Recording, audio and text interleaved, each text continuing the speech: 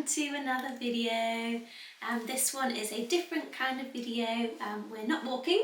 Woohoo! And we're sitting down and we're going to talk to you about our experience on the Downs link and answer any questions that you might have had, because we definitely didn't know about the Downs link before walking it, so we just thought we'd give a little bit of information about it, and you might then want to walk it yourselves. We got some questions from you guys on social media, and we also had some questions ourselves before we walked it. So what I've done is I've prepared. We maybe won't go through everything, but we'll go through some of the most important questions. So the first one is obviously, what is the Downs link? And basically it's a long distance walking trail that links two national trails together. So the North Downs, which runs from kind of Guildford area into Kent. Yeah. And then the South Downs, which runs from Winchester to Eastbourne. And it links the two together basically. So you walk due south from Guildford, or north, due north, from Guildford to Shoreham-by-Sea. And it basically crosses the two trails. So actually if you want to do both trails in one go. Yeah, it's a nice link. Exactly. Hence the name. The Downs link. Exactly. And it follows a disused railway line. So basically, I think in like the 1960s or something, there was this like government report that basically said that a lot of the railways in the UK were unprofitable. So they decided to close a lot of them. Down. And so instead of this just like going to waste, the local councils bought the land, the disused railway line land, and turned it into a trail. And it's perfect because it doesn't cross many like roads. It's really leafy and green. It's really popular with locals. There's lots of cyclists. It's such an easy trail. It's so flat, easy to navigate for the most part, and yeah, it's just lovely, stunning scenery, really nice. Yeah. And when we did it, we had really lovely weather. We did get really lucky with the weather. Quite lucky, but it's quite sheltered because it's on a disused railway. It's quite covered. The trees are kind of nicely kind of curved around, and it's like basically following like one big tunnel really, because it's just kind of framed by the trees, and it's a really, really lovely walk to do if you want to get into long distance walking. I think it's a perfect one. Yeah, I would agree. How long is it, Rach? It is 37 miles and 60 kilometres. So you can walk it in one go if you want to. Oh, in one day. Oh, no, maybe not. You can do it in one day. You can actually do it in one day. Can you cycle it in one day? You can definitely cycle it in one day. But there's a thing called the Downs Link Ultra, which happens every year. Yeah. And you can run it in one day. I think there's only 200 spots. So you have to be quick, I think. Well, I don't know how popular it is, to be honest. Would you do it? Would I do it? Maybe. It would be really... 37 miles. I suppose that's a marathon. It's a marathon, isn't it? It's an ultra, yeah. Okay. But it's nice and flat, and it's really shaded, and it's really easy to follow. So actually I think if you are going to do it in a day, it's probably, or you want to do an ultra marathon in a day, then I definitely, it's probably one of the ones it's better than doing like the West Highland Way or something, which is like really hilly. And the terrain is so nice and flat and smooth. So you can walk it in a couple of days, you can walk it in parts, you can do one day, go away for 5 weeks, then come back and do another day. 5 weeks or 5 years, doesn't matter. Yeah, doesn't matter, it'll still be there. But we did it in 4 days, and you could probably do it in 3, I think. Definitely. I'd say we took it level. Yeah, we took it quite leisurely. Yeah, we like to take it quite leisurely, because we like to stop at all the cafes along the way, which we did. And yeah, we probably gained more calories than we burnt along the 4 days. Definitely. Yeah, but it was worth it. It was so worth it. So where does it start and finish? So it starts in just outside Guildford. There's actually 2 starts. There is actually 2 starts. So one start does start in Guildford, doesn't it? Just outside Guildford, the city. Yeah. It's not in the city. No. Okay. So one starts just outside Guildford, and the other start is again just outside Guildford, but at a place called Martha's Hill, which is where we started. And it's St Martha's Hill, but there's a church on the top. Of Called St Martha's. Called St Martha's, and it's a really, really pretty start.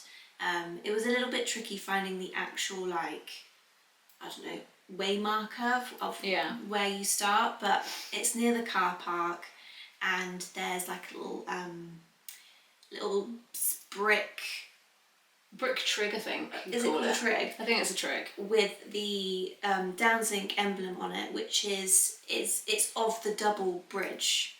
Yes. Which we didn't know what the double bridge was when we first walked it, but you we'll come on to talk about it. We'll come on to talk about it, but you do see it. Yeah.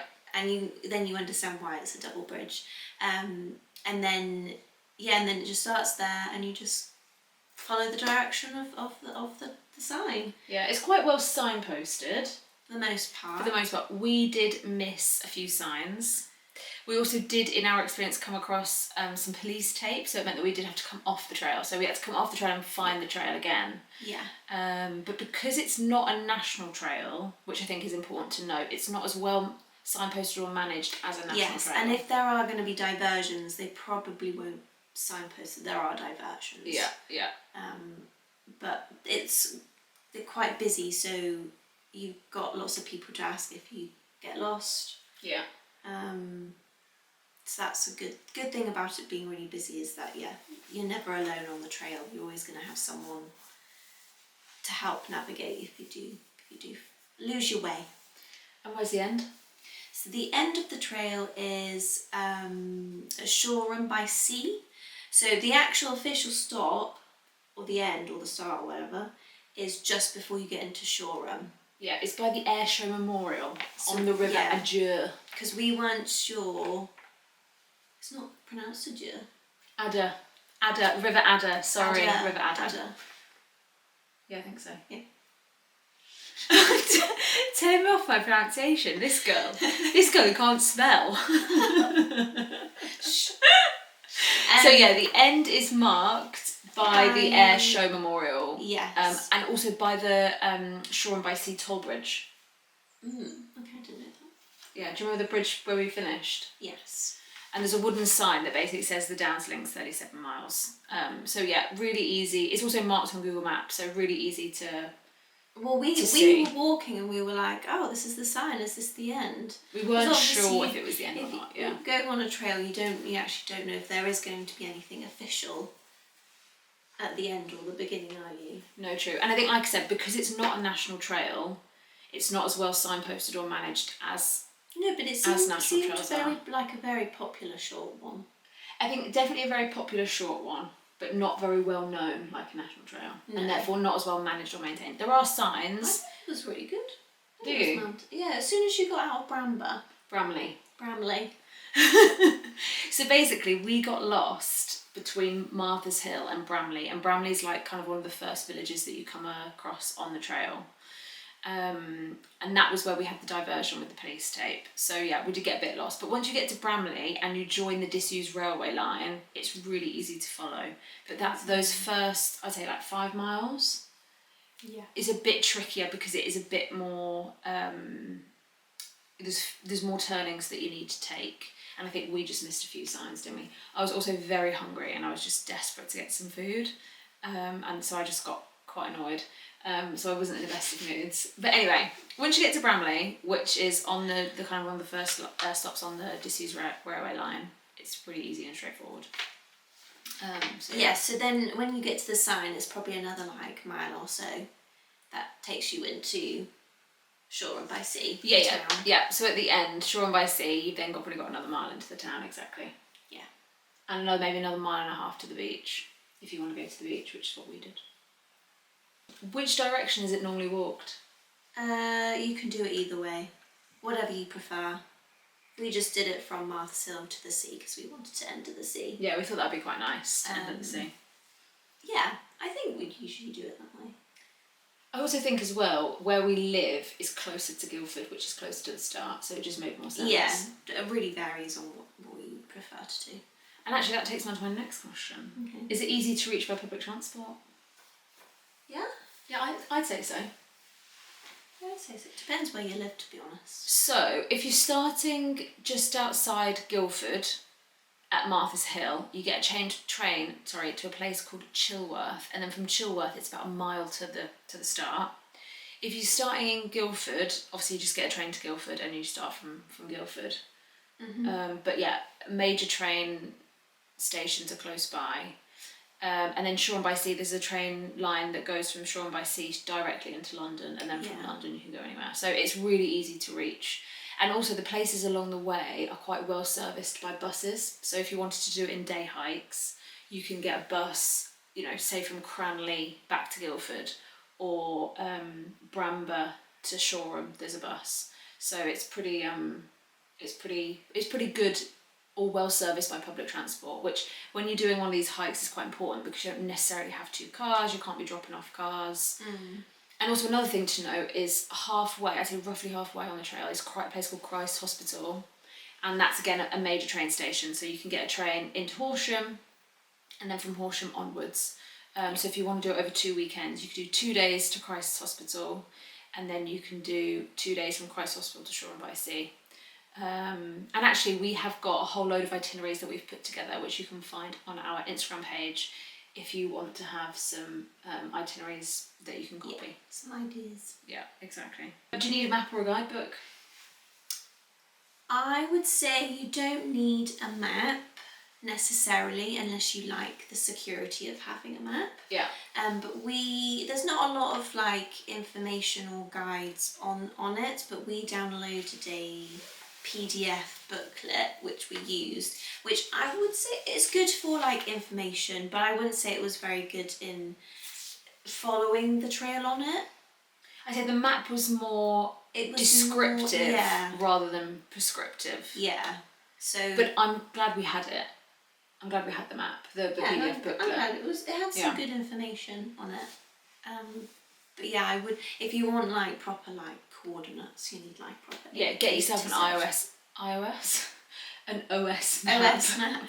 Or download the OS app, that's really handy. It's also marked really clearly on Google Maps and on Strava, I think. So if you use either of those apps, you'll be able to see the trail on there as well. And is it easy to navigate, Rach? Is it well signposted? I would say so. Yeah, I would say so as well. Maybe just the start is a bit sketchy. Yeah, you just have to keep an eye on the signs at the beginning. But as soon as you get out of Bramley, it's very straightforward. Easy. Yeah, exactly. Easy. So what are the highlights? Why would you recommend doing it? Why would I recommend it? You've kind of already spoken about it, I think, but like it's really flat. Really flat, so if you don't like walking up hills, it's the perfect long distance trail for that. It's really pretty. It's really pretty. It's quite inclusive. What do you mean by that? Like anyone can do it. Yeah, I'd say anyone can do it. Any level. Yeah, definitely. It's a nice, gentle, friendly trail. Yeah. There's lots of people on it, so you'll meet lots of like other cyclists and walkers, whether they're doing the full thing or whether they're just out for like the day on a dog walk. It's really busy. Like I said, the terrain is really easy. It's not like rocky or anything. It's pretty flat. There's no hard like parts or anything. And I just really enjoyed the weekend. It was very, very nice. Oh, and it was nice to end at the sea. I think that was another good highlight, is ending at the sea and going for a little dip at the end. Yeah, definitely. It's also really well covered, so if it's raining or if it's really warm, it's really shaded. Yeah. Or sheltered by the rain. Yeah, and it feels really peaceful, I think. Yeah, lots of wildlife around as well. Yeah, lots of wildlife. They keep it, I think they do keep it quite well maintained. Definitely. I know you said because it's a national trail, they might not maintain it very well. Because it's not a national trail. Yeah. But I think as a trail, it is very well maintained, and there's lots of wildlife, and I just thought it was really nice. Yeah, me too. I loved it. Big fan. Just need more benches. Yeah, I think that's on all trails. Yeah. We need someone to buy more benches for national trails because there's not enough places to sit. And on the Downs Link, there were few and far between. Yeah. If we spotted one, you bet your bottom dollar we were sitting on it. Do you know what I mean? Like we were making the most not of that comfortable. bench. Yeah, even if it was uncomfortable, even if there was no view, even if it was wet, we were sitting on it. Even if we sat down 5 minutes ago, we were sitting on that bench. Weren't we? Oh yeah, Totally. We never not stopped for a bench. Okay, what did you not like about it? The trail? I actually don't think there's... I think it was... if you are looking for a more adventurous walk... It's not for you. It's not... It's a little bit the samey. I wouldn't say it was boring. I would say it was just... not as exciting. Yeah, I would say if you like adventure, if you like adrenaline, this isn't the trail for you. No. If you just want like a nice peaceful walk, easy going, this is definitely a trail for you. But you obviously there's no hills, so you're not going up and down. It's along a disused railway, so it's straight and flat. You can kind of see in the distance where you're going. So I think some people might find it quite monotonous. Yeah. And very samey. But if you kind of like just moseying on and just you enjoy being outside, and I think it's a lovely trail. Yeah, I would agree. And the only other thing I would say, which annoyed me, was because there was lots of other people on the trail, and it's a popular like cycle route and bridle path as well, so it's a shared trail.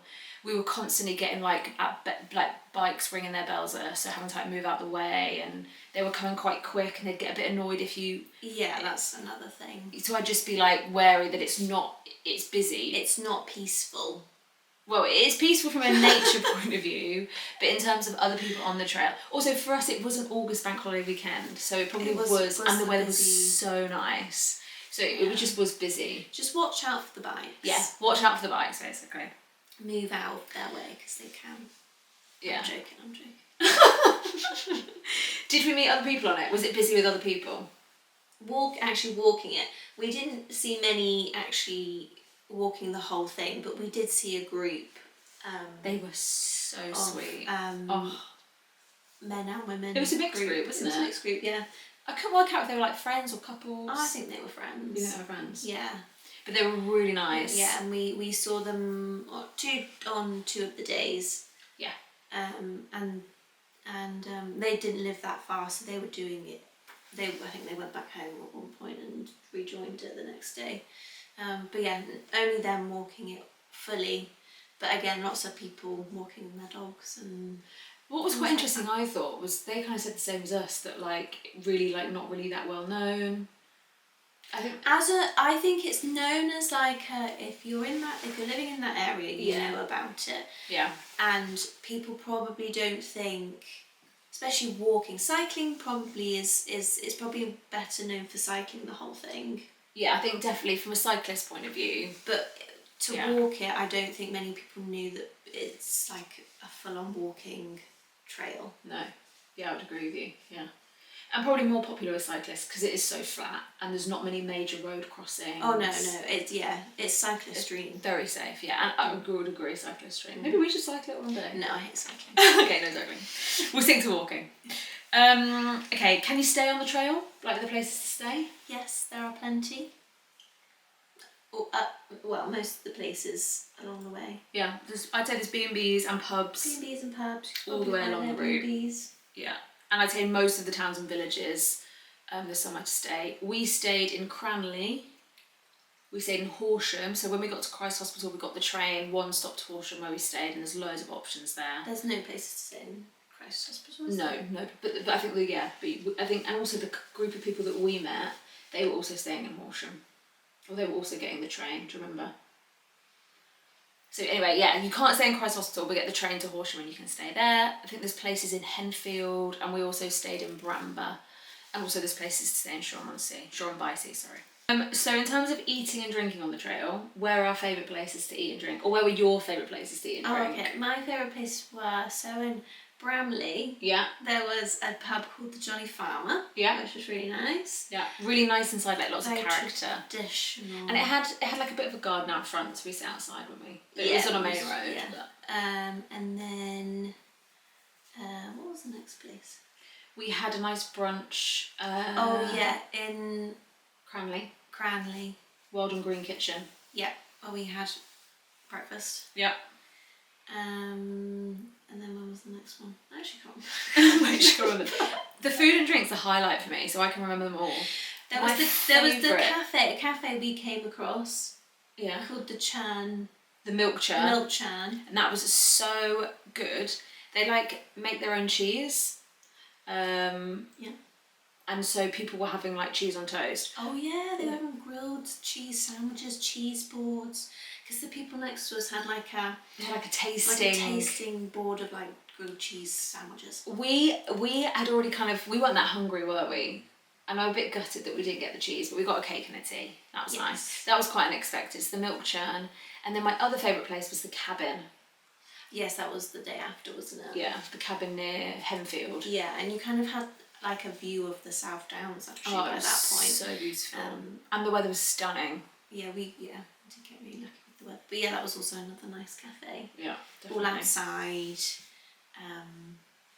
And then I think another highlight for me was Drift in Shoreham, where we had lunch. Lunch. I had like a granola bar, which was so nice, and we just sat like in this square. There's like a little square. It was quite nice actually. I wouldn't say Shoreham-by-Sea is the nicest of towns, but that little square area was really nice. I thought it was quite nice by the harbour. Yeah, true, by the harbour. Yeah, I think once you get into the main bit, it's nice. Yeah, no, very true. And what are the interesting sights, Rach? Oh, well, one of them is the double bridge. Woo! And what's the double bridge? So the double bridge is so they built the railway, and which villages does it cross? So the double bridge basically is the line is basically the train line that goes into a place called Rudwick. Yeah, so it's in between Rudwick and somewhere south of Rudwick, maybe Slinfold. I think so. Okay.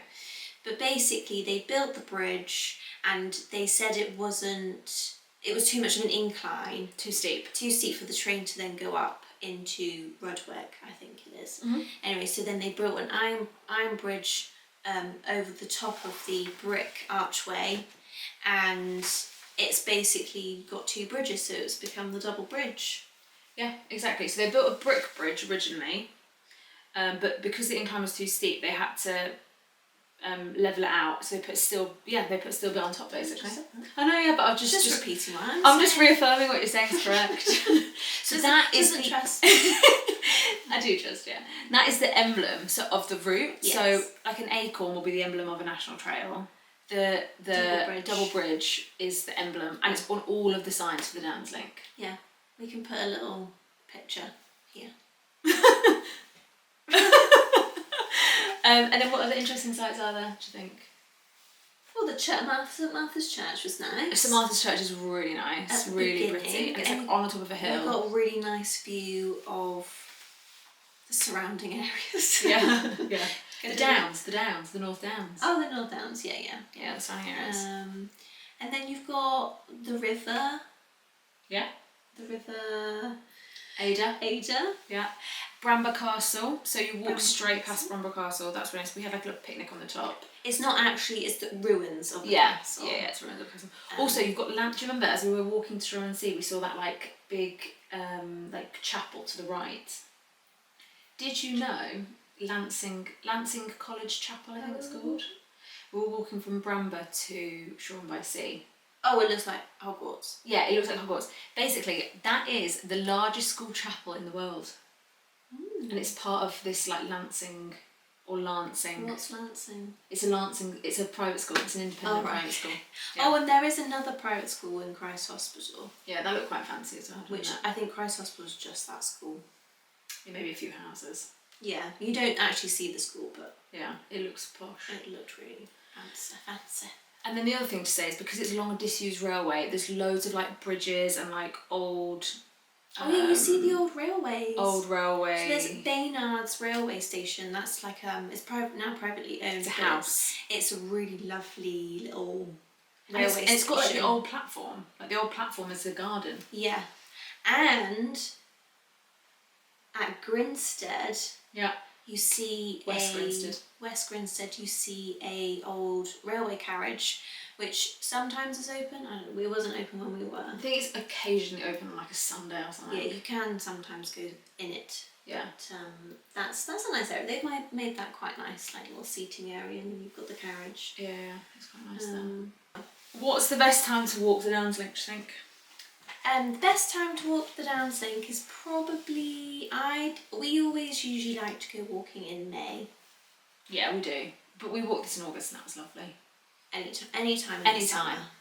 And I would also say you can walk it in winter as well. Imagine it now with all the trees. Oh, autumn would be lovely. Yeah, with all like the colours of the trees. Yeah. I'd say maybe spring or autumn then. Yeah. I mean, I can imagine like a crisp day in winter as well. Basically, because it's not technical, any time of year. Wet, cold, hot, dry. Whatever you fancy. To walk in. Yeah. And because it's so inclusive, you don't need any special like equipment or gear. Just like walking shoes or like some comfortable shoes. You can wear just trainers if you want to, I'd say. Can you wild camp? Don't think so. So wild camping is illegal in the UK unless you've got permission of the landowners to stay there. Ain't nobody got time for that. Ain't nobody got time for that. The problem is finding the owner of the land to ask them for permission. That would be difficult, wouldn't it? You'd have to fully research that. Yeah. But I don't. Unless you really love camping, you probably find some campsites. We did walk past. Yeah. There was one right by the double bridge. Oh yeah, there was. There was a few scattered around, and you could camp at the cabin. Yeah. That was a farm, wasn't it? Maybe, yeah. There are campsites if you like to camp. Yeah, there are campsites. I do think as well you probably could wild camp, just pitch up in the dark. But we're probably supposed to say you cannot. Yeah, but also do note that a lot of the trail is like tree lined, so there's not many places to like pop into, is there? So it's not very open where you could put a tent I wouldn't up. say it was a very accessible trail for camping. I would agree. Stick to campsites, I'd say. Yes. If you can. B&Bs. And then the final question is, do you have to carry your bags? You can carry your bags, or you can get arrange bag transfer. I have looked into this, and I don't think there's any baggage transfer companies that do baggage transfer along the Downs Link. Can you not get like a separate company? I've looked at it, and it doesn't look like there's any that do it on the Downs Link. But can you just not get it anyway? No, okay. So basically on the national trails, there's these companies called baggage transfer companies, which you pay, you tell them where you're staying, and they'll pick your bag up in the morning and they'll drop it off in the next day. Really common practice for most of the national trails. But can you not do it for any type of doesn't No. have to be... No, they do it like it's baggage transfer for the Cotswold Way. But you can't just find a company that does it without it being a trail. No. Oh. It has to be linked to a trail. So the answer would be to that question is you probably do have to carry your stuff. The answer is yes. But because it's only you wouldn't be doing it more than a week. I personally don't think you probably wouldn't have to carry much. No, we did keep it quite light, didn't we? And if you're not camping, you don't need to carry food or anything like sleeping stuff. So you could. Well, so the answer is yes, you do have to carry your bags because there isn't a baggage transfer company, but we don't think that's an issue because it's really flat. It's only a short trail, so you're only going to be on it max, I'd say, 5 or 6 days, depending on how long you want to take to do it. So yeah, you do have to carry bags, but it should be fine. You won't be getting that sweaty.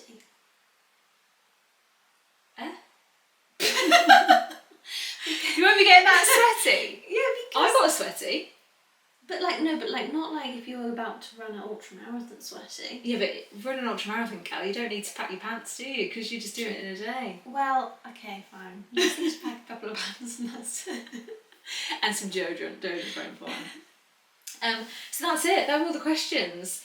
If we've not answered a question that you would like to know the answer to, and or our waffle isn't making sense, please drop us a comment and we'll get back to you on it. But yeah, hopefully you enjoyed this different video. And if you like these styles of videos, then we can do more. Yeah. We've done multiple trails. So if you would like one on the Cotswolds Way, the Ridgeway, West Highland Way, the Thames Path, Hadrian's Wall, Kerry Way, you name it. Ooh, okay. We can do it. But yeah, we'll try and do. I think it's nice to do these as like a wrap up at the end of each trail. Yes. What do you think? I think so. So we might be doing some more of these at some point soon. But no, thanks for watching, and we hope you enjoyed it, and we'll see you in our next one. Bye guys.